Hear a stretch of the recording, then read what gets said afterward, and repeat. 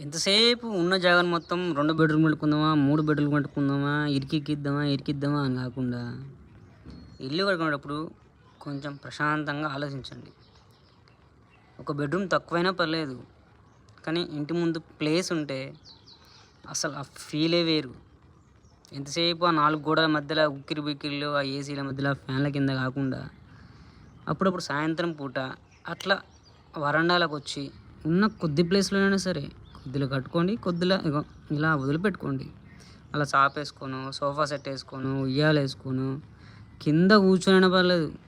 అట్లా కూర్చుంటే చుట్టుపక్కల ఒక 4 చెట్లు పెట్టుకొని అక్కడ మంచిగా కింద కూర్చొని ఫ్రెండ్స్‌తోనో, లేకుంటే ఫ్యామిలీతోనో, లేకుంటే పిల్లలతోనో చిల్ అవుతూ అలా కూర్చుంటే ఫీల్ వేరసలది. ఎంతసేపు ఇరికిరికి కూర్చోవడం కాదు. ఒకటే గుంపల ఆ ఫ్యాన్ల కింద, టీవీల ముందు కాదు. మంచిగా ప్రశాంతంగా ఉన్న దాంట్లోనే ప్లేస్ వదిలిపెట్టి కూర్చుంటే అసలుకు అది అనుకోవచ్చు, ఏందే ఈడ ఉన్నదే ఇంత ప్లేస్ ఇంత వదిలిపెట్టిండు అది ఇది అని.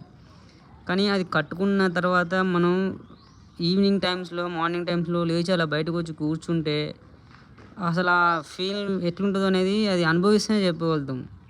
అనుభవిస్తేనే వస్తది. చెప్పడానికి అసలు సరిపోదు.